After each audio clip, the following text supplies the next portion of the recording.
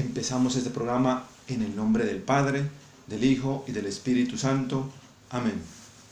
Queremos compartir con ustedes la palabra del Señor desde la segunda carta del apóstol San Pablo a Timoteo, en el capítulo 3, versículos 14 y 17.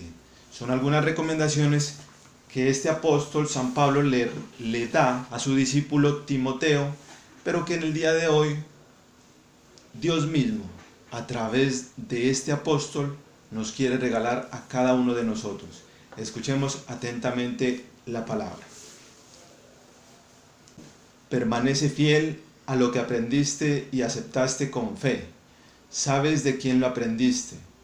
Recuerda que desde niño conoces la Sagrada Escritura, que puede darte sabiduría para salvarte por la fe en Cristo Jesús.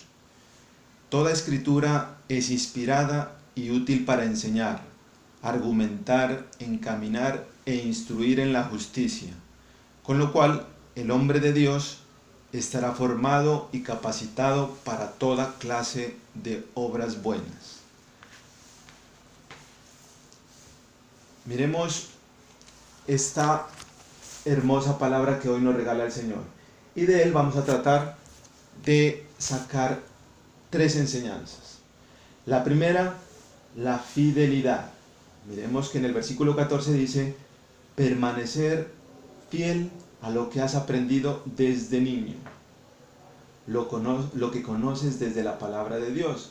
Nos dice el versículo 15. Desde niño me llama la atención esa hermosa palabra, desde niño. Lo hemos aprendido en la escuela, en el colegio, nos los ha enseñado un seminarista, el sacerdote. Pues la respuesta es no. Lo que hemos aprendido desde niño viene desde la casa, viene desde nuestros hogares. Sí, queridos oyentes, todo lo que hemos aprendido, los principios de nuestra fe, de la que nos habla San Pablo, es la enseñanza que hemos recibido de nuestros padres, de nuestros abuelos o incluso de nuestros hermanos mayores. De allí viene la enseñanza. Esa es la invitación que nos hace este apóstol. Nos dice: conserva la palabra que has aprendido cuando eras pequeño, cuando aún eras niño. Eso es fidelidad, conservar, permanecer, guardar en lo que el Señor nos enseña. Luego el versículo 16 nos dice: toda escritura, es decir, la palabra de Dios, es inspirada por el Espíritu Santo. Toda escritura es inspirada y además es útil para, y ahí nos hace un listado. Vamos a centrarnos en tres de esas palabras. ¿Para qué es útil la palabra de Dios? La primera, es útil para enseñar. ¿Y qué debemos enseñar?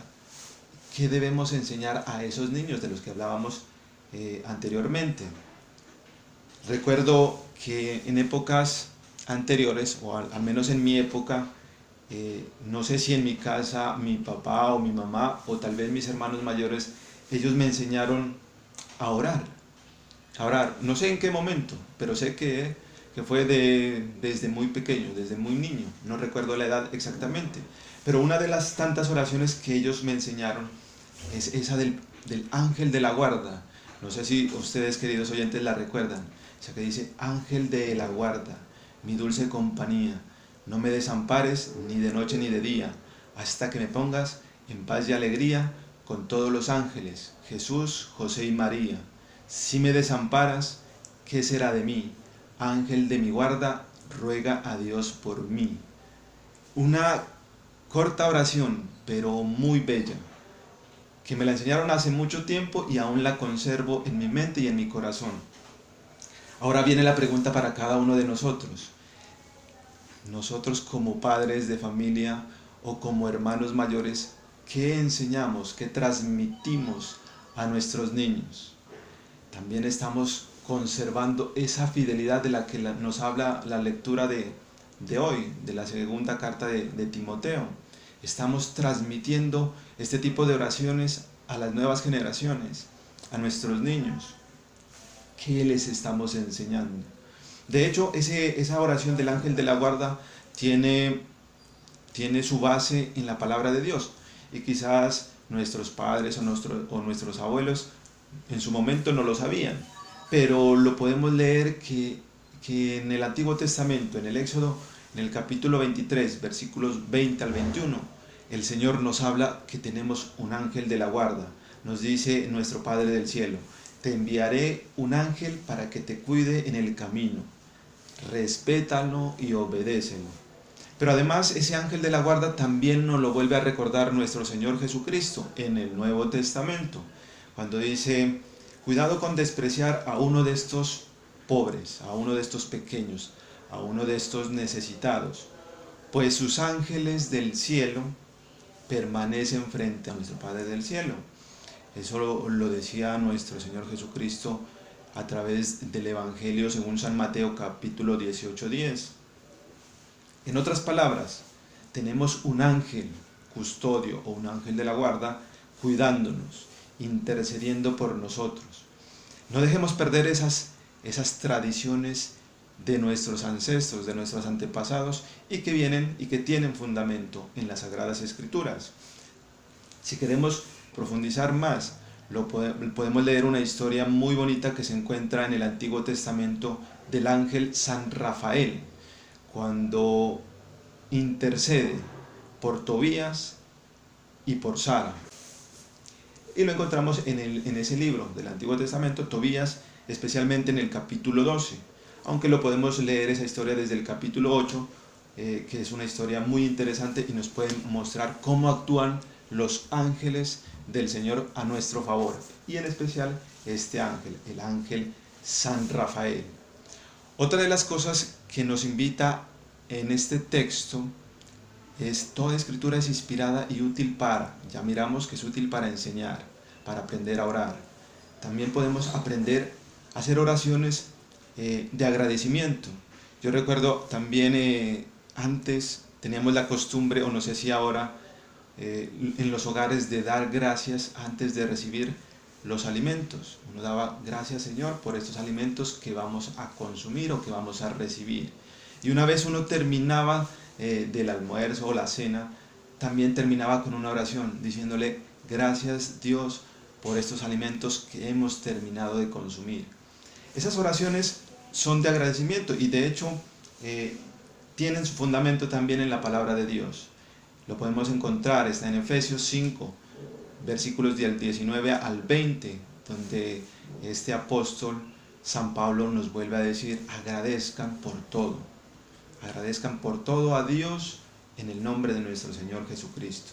Y en ese agradecimiento está esos alimentos que recibimos a diario. Y volvemos nuevamente, lo estamos transmitiendo. Esa es la fidelidad que estamos hablando de esta primera enseñanza. Estamos transmitiendo lo que a nosotros nos han entregado. Somos fieles a guardar con recelo y entregarlo a las nuevas generaciones, a nuestros hijos, a nuestros hermanos menores. Lo estamos llevando. Ya queda en interrogante para cada uno de nosotros. La otra enseñanza que podemos ir transmitiendo fielmente es algo que uno ve que se ha perdido mucho, y es santiguarse. Aparte de hacer la señal de la cruz, estamos invocando la presencia de la Santísima Trinidad. Estamos diciendo: en el nombre del Padre, en el nombre del Hijo, en el nombre del Espíritu Santo. Es decir, estamos invocando la presencia divina del Dios Padre, de Dios Hijo y de Dios Espíritu Santo cuando nos santiguamos. Eso representa la cruz. La cruz es gloria para un cristiano, lo dice Gálatas 6:4.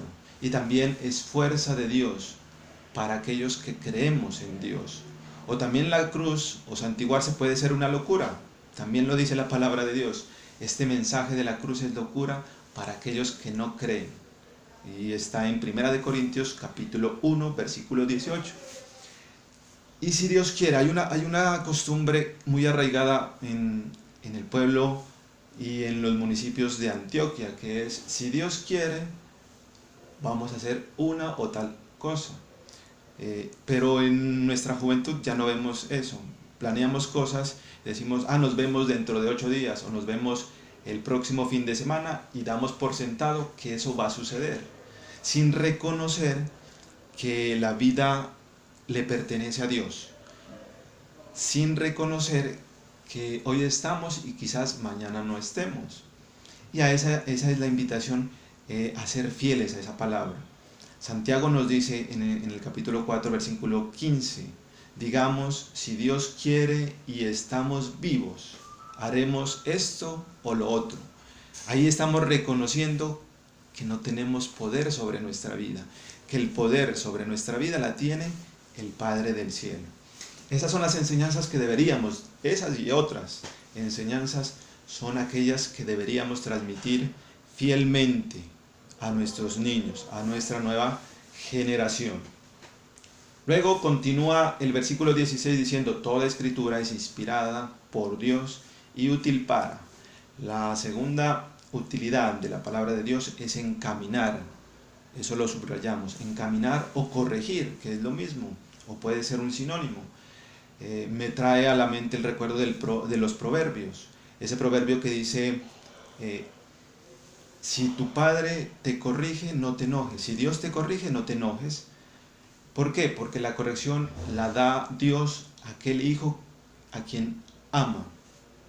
Y estamos invitados, todos los padres de familia estamos invitados, o madres también de familia, están invitadas a corregir a sus hijos. Si usted ama a su hijo, corríjalo, repréndalo, encamínelo por la senda del bien, por el camino de nuestro Padre del cielo. Eso lo podemos leer en el Proverbios 3, desde el versículo 11 en adelante. Otra enseñanza también, instruir. Nos resalta este apóstol San Pablo. La palabra de Dios es útil para instruir, es decir, para guiar. ¿Guiar en qué sentido? En el comportamiento de las diferentes áreas de nuestra vida. Por ejemplo, en nuestra niñez, vamos a mirar que la palabra de Dios es útil para guiar en la obediencia a nuestros niños, a nuestros hijos. ¿Desde cuándo? Desde las primeras edades. Si usted pretende educar a un niño desde los 15 años en adelante, ya usted perdió el tiempo.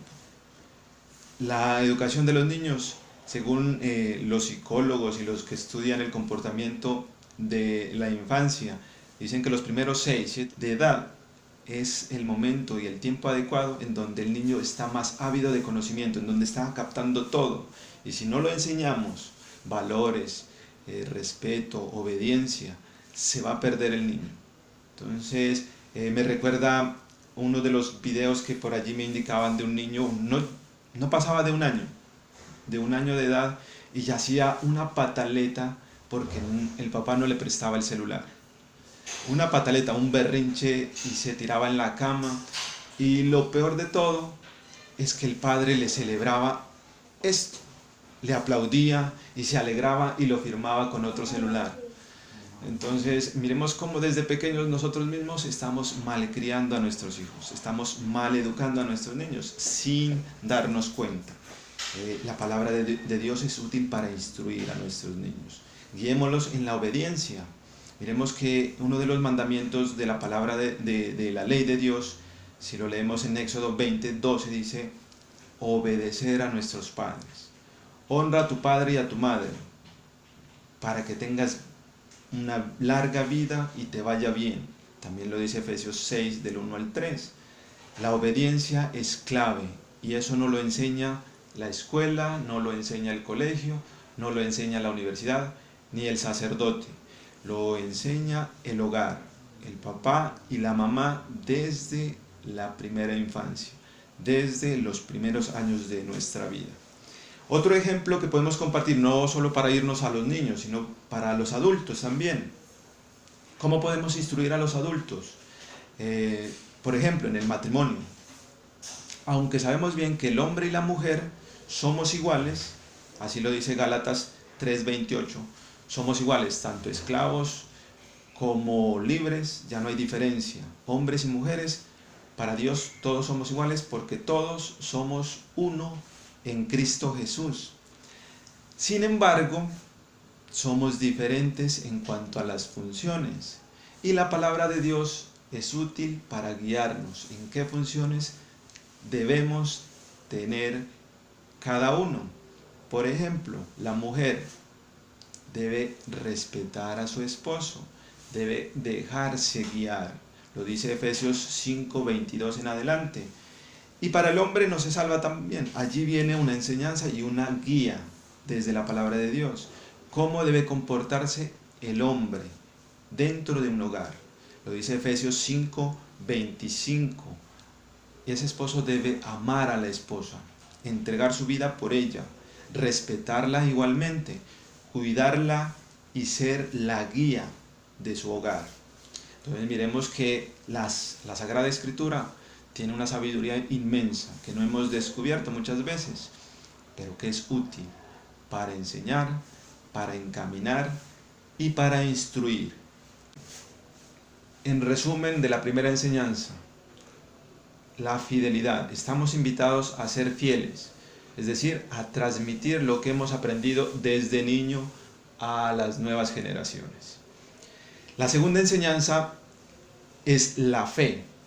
El relato dice: permanece fiel a lo que aprendiste y aceptaste con fe. Y allí viene la pregunta: ¿y qué es la fe? Entonces, vamos a tratar de explicarlo con un ejemplo muy simple para que todos lo podamos comprender qué es la fe. Todos los agricultores tienen fe. Justo en el momento de que el agricultor pone una semilla en el terreno, en el campo, está demostrando su fe. Es decir, cada vez que el agricultor siembra, él está esperando algo que aún no ve, que un tiempo después va a cosechar un fruto. Eso es tener fe, esa espera, esa siembra, ese paso que da sin mirar lo que va a venir. Eso es la fe. Eso es la fe de un agricultor. Ahora miremos cuál es la fe en Dios. Es algo muy similar. Es aquello que no veo, pero que estoy seguro que vendrá. Así lo explica la carta a los Hebreos en el capítulo 11, versículo 1. La fe es la garantía, la seguridad, la confianza de lo que se espera, la prueba de lo que aún no vemos. En otras palabras, es esa entrega a aquello que aún no puedo ver con mis ojos, pero tengo la certeza y la seguridad que va a llegar. Bueno, entonces todos tenemos mucha o poca fe. Todos tenemos fe en Dios. ¿Y cómo lo podemos observar? ¿Cómo podemos mirar nuestra fe? Por ejemplo, si estamos escuchando este programa, es una muestra de que tenemos fe, de que lo que estamos hablando acá es una enseñanza que viene de la palabra de Dios, que no es palabras humanas, sino viene de una enseñanza desde las Sagradas Escrituras. Usted tiene fe que ese texto es palabra de Dios. Otro ejemplo de nuestra fe: cada vez que nosotros ingresamos al templo, puede ser a orar o a ir a misa, el solo hecho de ingresar en el templo y saber que allí está la presencia de Dios, ya demuestra que tenemos fe en Dios. No sé si sea mucha o poca, pero hay una muestra de nuestra fe. Y muchos me podrán decir, como me lo han dicho: pero yo puedo orar en cualquier lugar, no necesariamente tiene que ser en el templo. Y yo le digo: sí, claro que sí. Usted puede orar en su casa, puede orar en el parque, puede orar en la playa, puede orar en la montaña, puede orar en la comodidad de su sala, de su casa, puede orar incluso en su alcoba, en su habitación. En muchas partes puede orar, eso es cierto. Y Dios está en todas partes. Él es todopoderoso, omnipotente y omnipresente. Pero hay ciertos lugares especiales de la presencia de Dios. Dios tiene puesto su corazón, sus ojos y sus oídos atentos a nuestras súplicas en ciertos lugares, especialmente en el templo. Así lo relata el primer libro de Reyes, en el capítulo 9, versículo 3, cuando el mismo Dios le habla a Salomón una vez que terminó de construir su templo. Le dice: Salomón he escuchado tu oración y tu súplica. Por eso consagro este templo, para que en él resida mi nombre por siempre. Siempre estarán en él mi corazón y mis ojos.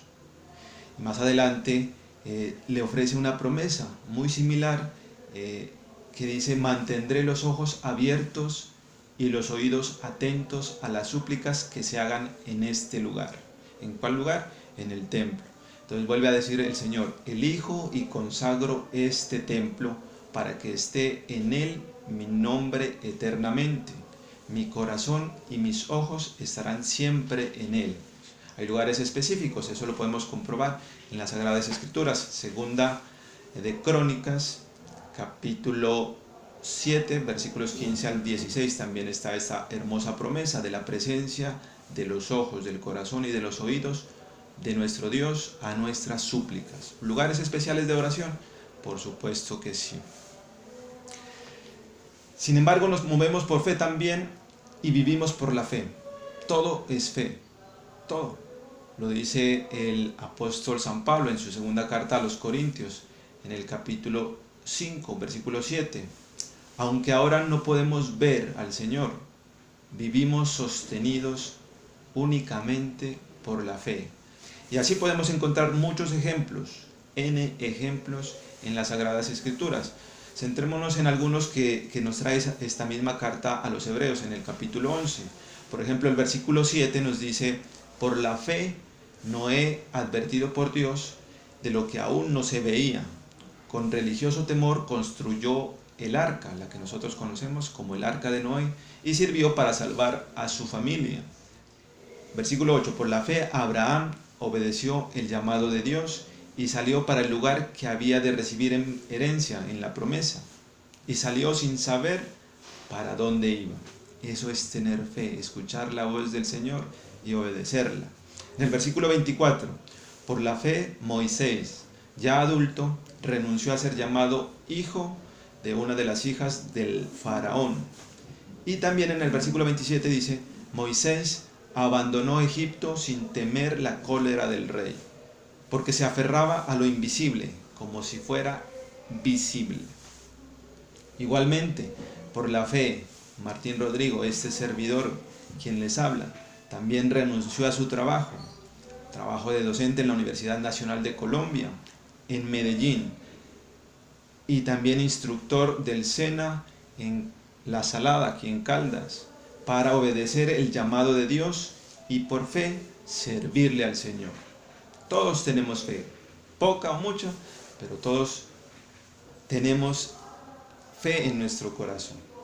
Por la fe en Cristo Jesús, todos somos llamados hijos de Dios.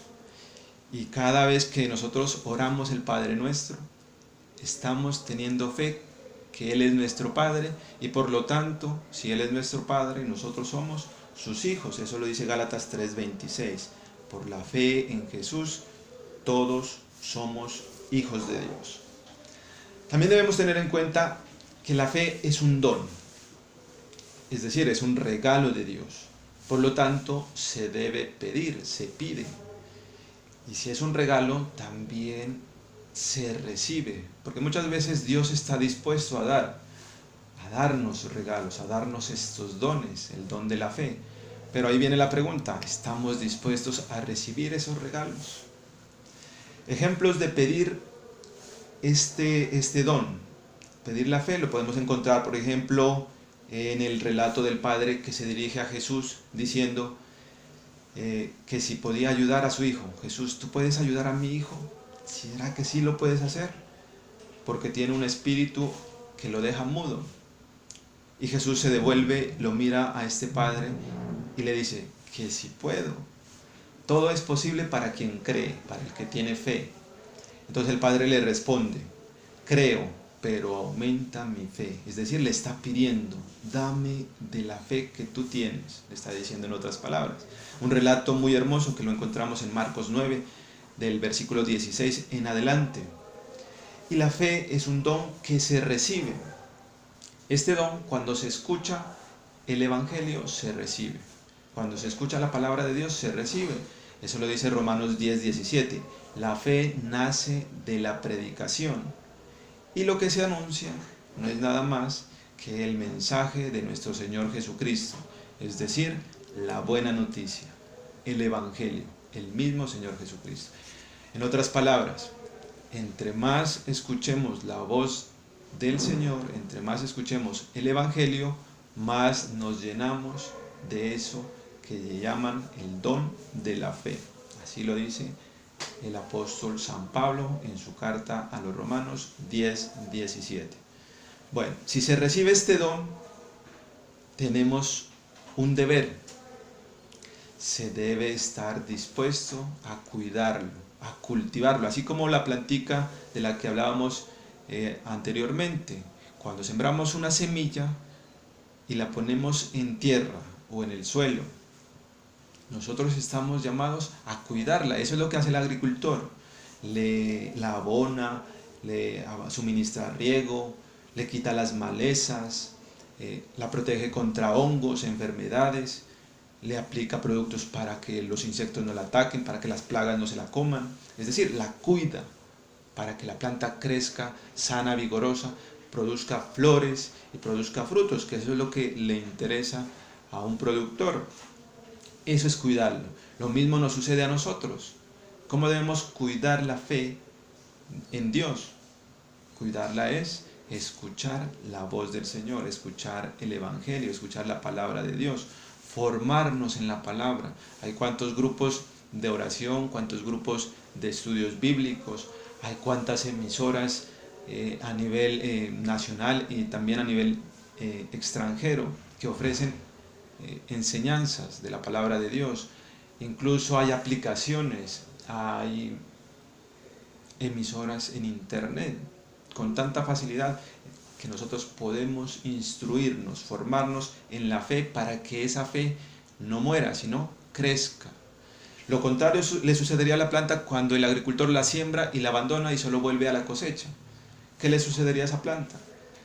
Posiblemente llegue a estar viva, pero posiblemente, y lo más seguro, es que esa planta, cuando el productor vuelva, se encuentre o bien seca, marchita, o en el peor de los casos, produciendo un fruto que no es comercial, una pérdida en ese sentido.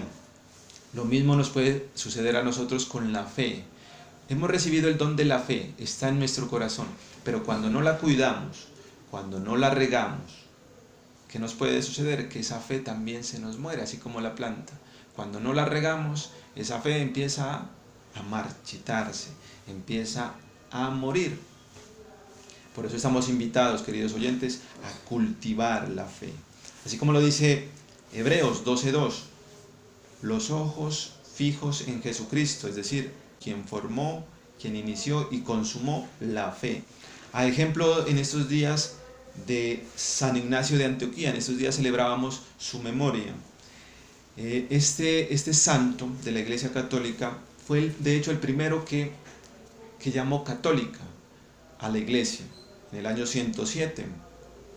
Pero era tanta la fe que él tenía, así él tenía puestos los ojos fijos en Jesús, y aun cuando cayó preso en ese entonces por el Imperio Romano, él no le preocupaban esas cosas. Él no tenía temor a la muerte y antes libremente se entregó. ¿Por qué? Porque ya sabía la promesa en la cual él esperaba, que era estar junto a nuestro Señor Jesucristo en la casa de Dios Padre. Se me viene a la mente una de las formas como uno puede dejar morir la fe. Y es algo que se me viene a la mente porque es un ejemplo que me sucedió a mí. Me dejé llevar por aquello que se llama el estrés del trabajo, por las preocupaciones del día a día, por las preocupaciones aquellas que le llamamos necesidades, como el alimento, el vestido, el sustento diario. Y me recuerda al hombre del relato de Mateo 6:25, a quien Jesucristo le dice: ¿por qué te angustias por esas cosas, hombre de poca fe? Todo eso buscan ansiosamente, continúa diciendo nuestro Señor Jesucristo. Todo eso buscan ansiosamente los que no creen en Dios, los que han dejado morir su fe. En ese momento me lo decía a mí. ¿Por qué? Porque vivía angustiado y preocupado por mi trabajo, por mi empleo, por cómo pagar mis deudas, cómo pagar el arriendo, el alimento, el vestido, etcétera, etcétera, etcétera. Pero el Señor dice: hombre de poca fe, ¿no es que yo te sustento?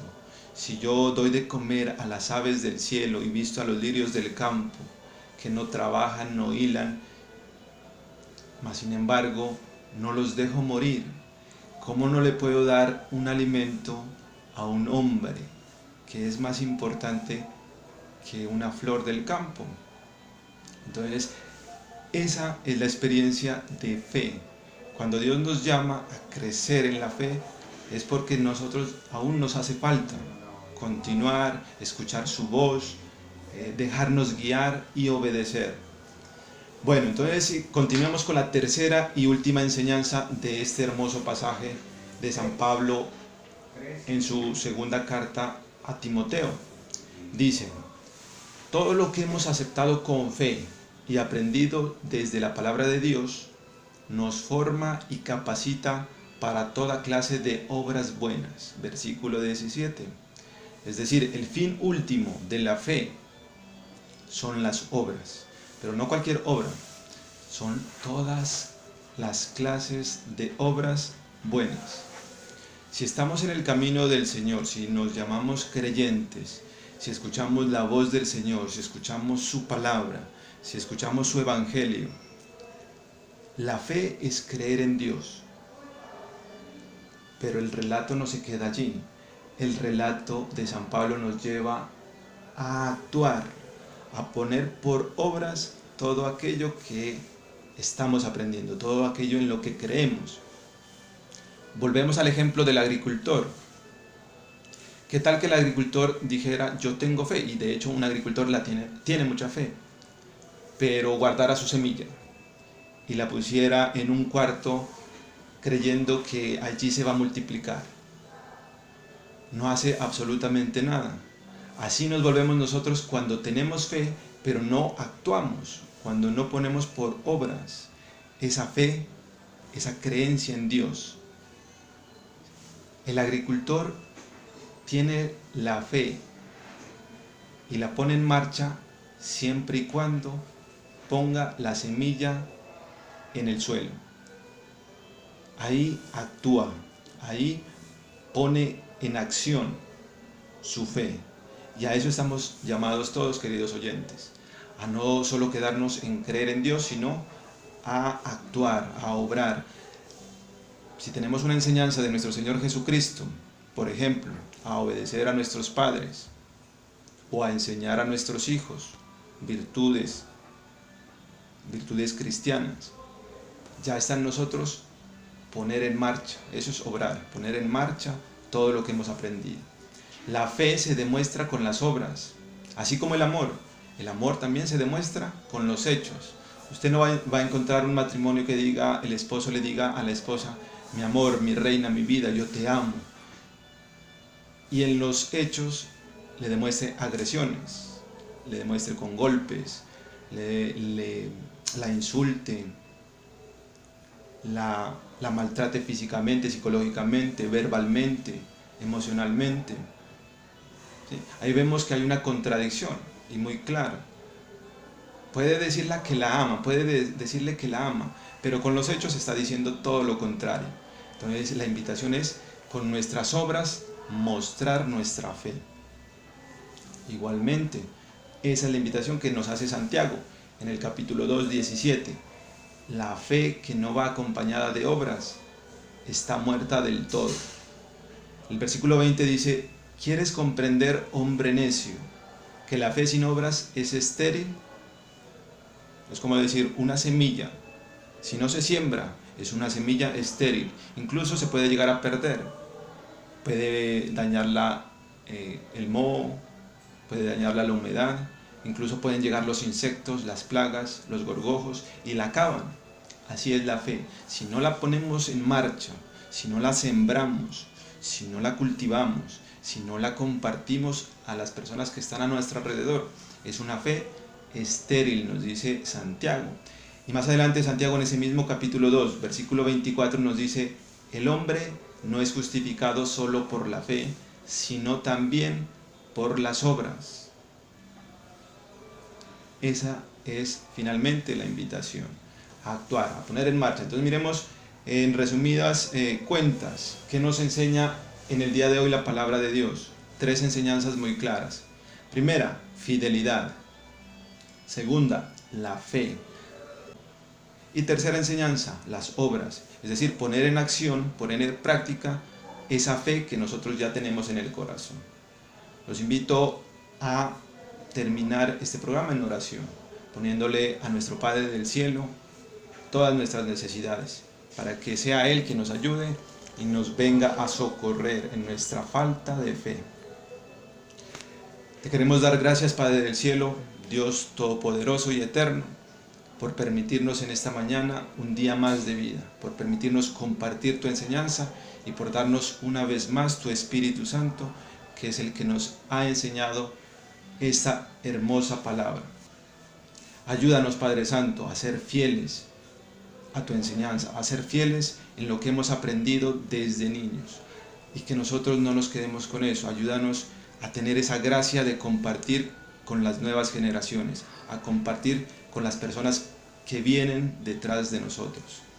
Te pedimos también, Padre Santo, aumentes nuestra fe, así como te lo pidió aquel Padre en el relato de San Marcos. Nosotros creemos, pero aumenta, acrecenta nuestra fe, que te necesitamos, Señor. Ponemos todo, Señor, en tus manos, que es tu palabra, que es viva y eficaz, sea la que actúe en cada uno de nuestros corazones. Y a ti, Virgen María, intercede por nosotros, Madre nuestra, por todas nuestras necesidades y nuestras súplicas, y que toda la gloria sea para el Padre, para el Hijo y para el Espíritu Santo, como era en un principio, ahora y siempre, por los siglos de los siglos. Amén.